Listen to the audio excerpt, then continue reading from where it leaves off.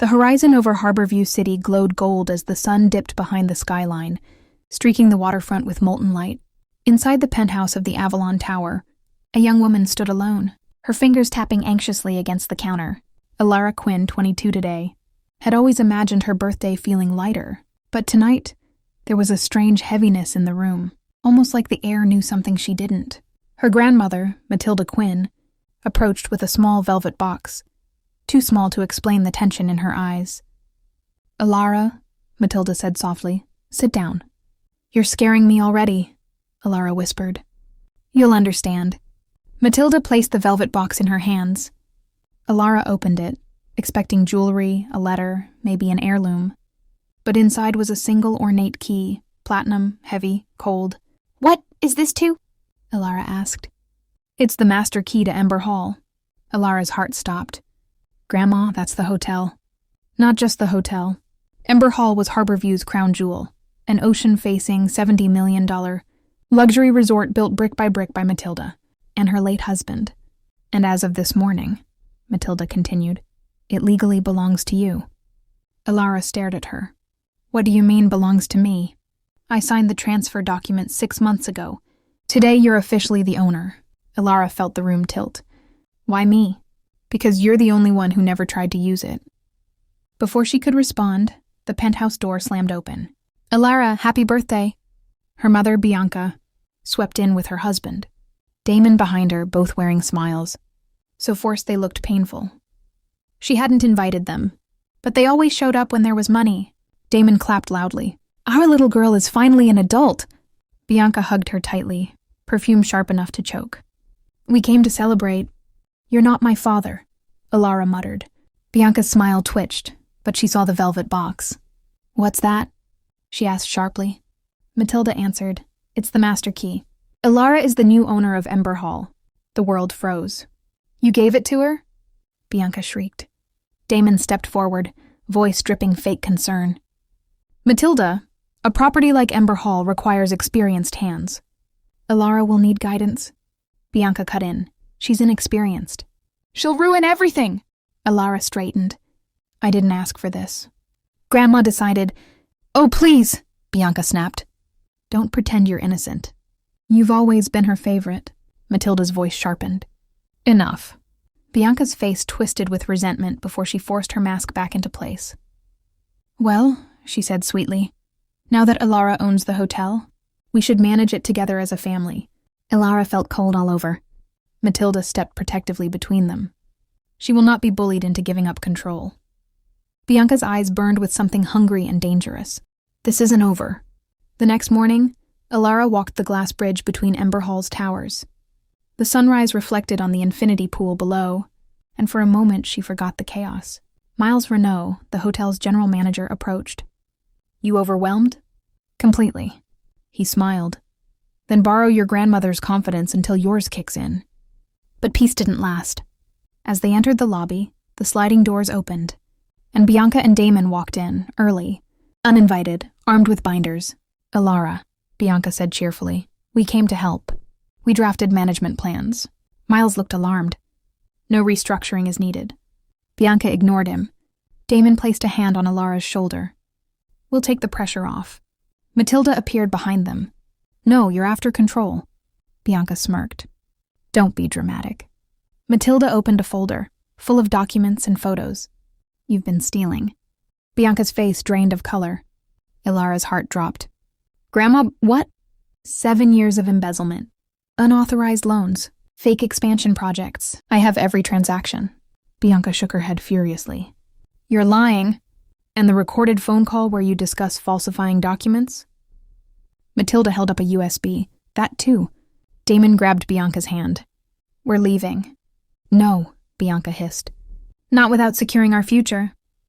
"Elara," she snapped, "we are your family. You're strangers who show up when there's money." Bianca lunged forward, but Matilda ordered security to remove them. When the door finally closed, Elara collapsed, choking back tears. "Why are they like this?" she whispered. "Because they think everything I built belongs to them," Matilda said softly. "But it doesn't. It belongs to you." 5 days passed in silence. Too much silence. Then Miles brought an envelope. Inside were forged documents. Fake expansions, fake loans, fake distress statements, a petition to question Elara's competence, her forged signature everywhere. "They're building grounds to take the hotel," Miles said grimly. Elara's stomach twisted. "They want to destroy me." "No," Miles corrected. "They want to own you." On Thursday evening, Bianca and Damon requested a family dinner in Ember Hall's private suite. Matilda narrowed her eyes. Another ambush. Elara inhaled shakily. Let them try. The suite was candlelit, too elegant for the storm waiting inside. Bianca and Damon greeted them with sugary smiles. Empty apologies, hollow compliments, the air thick with deceit. Then Bianca revealed her intention. "Elara, sign this partnership agreement. You stay as the face. We manage the hotel." Damon slid the documents toward her. Elara stared at them, heart pounding. Then she pushed them back. "No." Damon scowled. "Elara." "No," she repeated, "because someone else has something to show you." She nodded to the entrance.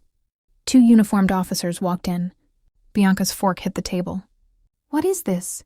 Matilda stepped forward and placed a thick binder on the table. 7 years of embezzlement, she said calmly. 9 unauthorized mortgages. 3 fake expansion projects. 2 forged financial statements.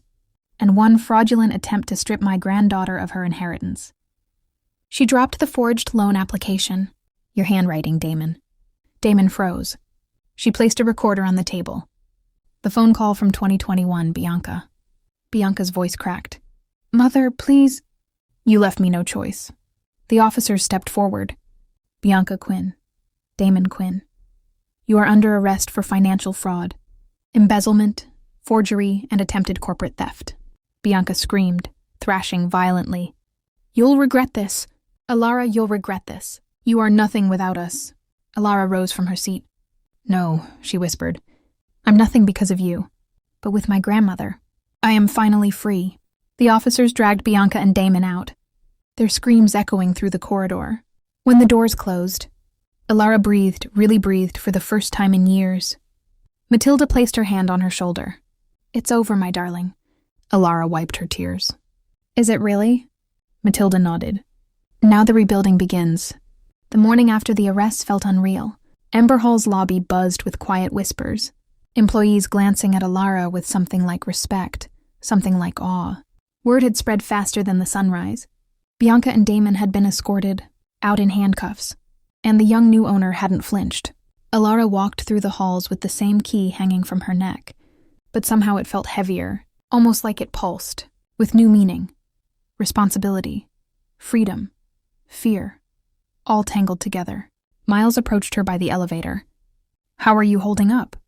She tried to answer, but her voice cracked before she could speak. He understood without asking. "Come on," he said gently. "Let's take a walk." They stepped out to the balcony overlooking the ocean. The waves crashed against the shore below, steady, rhythmic, grounding. "I don't know how to feel," Elara admitted. "Part of me is relieved. Another part of me feels guilty. And then there's a part that's numb." Miles leaned on the railing beside her. "What happened last night would overwhelm anyone. You don't have to assign meaning to your emotions yet. Just feel them."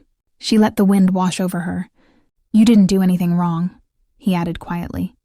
"They did." Elara exhaled slowly. "I know. But it's hard to shake the part of me that still feels like a scared kid waiting for my mother to calm down before I breathe." Miles looked at her with a softness that made her chest ache. "That girl doesn't run a $70 million hotel. You do." She gave a shaky smile. "I don't feel like I do." "Then let's teach you." And he did. Over the next weeks, Elara's life transformed. She woke before sunrise, walking the property with Miles as he explained staff rotations, guest issues, budgets, and revenue flows. She learned about everything from housekeeping, schedules to banquet logistics to negotiating with vendors. But beyond the technical pieces, she learned the heart of Ember Hall, the people. She remembered names. She wrote personal thank you notes. She sat with the night shift staff during their break. She stood beside the housekeeping teams, folding towels until her fingers cramped. She asked questions, listened, laughed, and most importantly, she tried. Employees who had once looked at her as a sheltered heiress now saw her as something else, a leader in the making. But despite her progress, some nights still hurt. The silence of the penthouse felt cavernous without yelling, without footsteps slamming, without the constant sound of Bianca's anger vibrating through the walls. Sometimes Elara woke up expecting a door to crash open, expecting Damon to be in the living room with papers to sign, expecting the pressure of being someone else's puppet. Elara looked down at her hands. "I'm not strong like you." "Oh, my sweet girl." Matilda's eyes softened. "You are stronger than I ever was. I built an empire, but you broke a cycle." Tears filled Elara's eyes. "You think strength is loud," Matilda whispered, "but sometimes it's quiet. Sometimes it's the strength to say no, to walk away, to rebuild, to choose yourself over blood." Elara leaned into her grandmother, crying silently into her shoulder. Matilda held her close, whispering, "You are the legacy I am most proud of."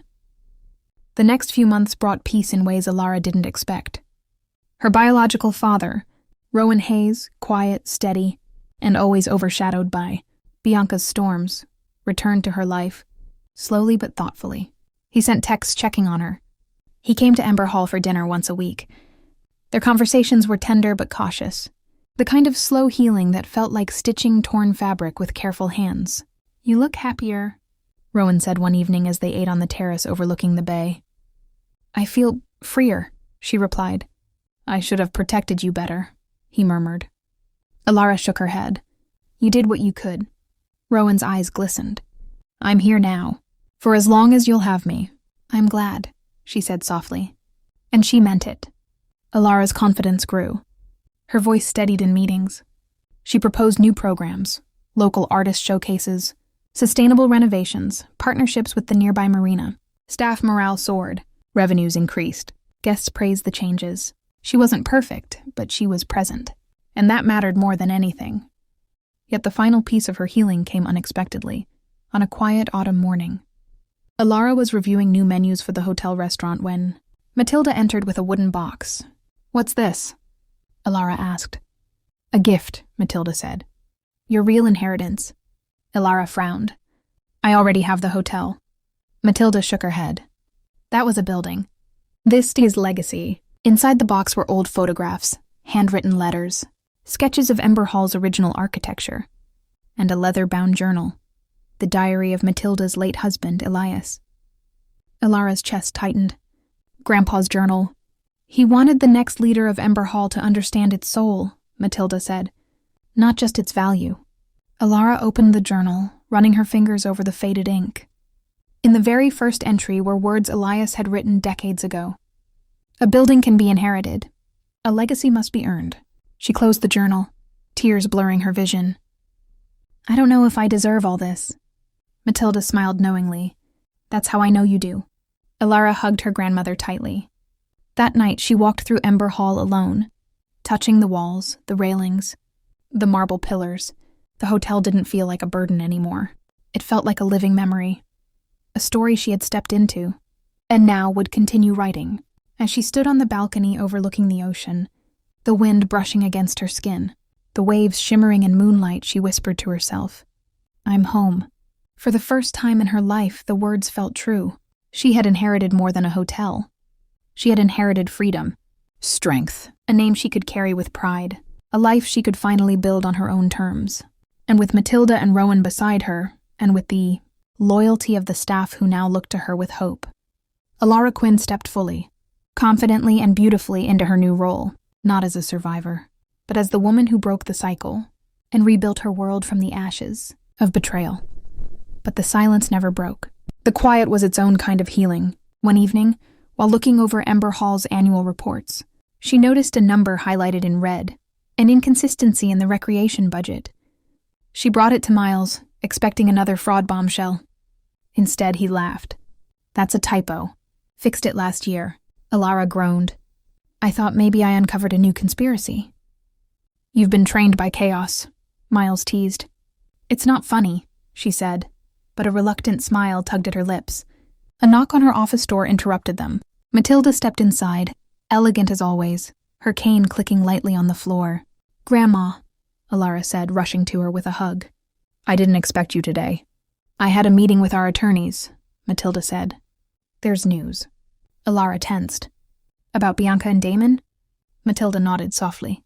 They're facing trial. The evidence is overwhelming. They're trying to negotiate a plea deal. Elara felt a complicated swirl inside her. Not satisfaction. Not sadness, but something in between. Will they go to prison? She asked. It's likely, Matilda answered gently. But that's not your burden anymore, Elara. Their consequences belong to them.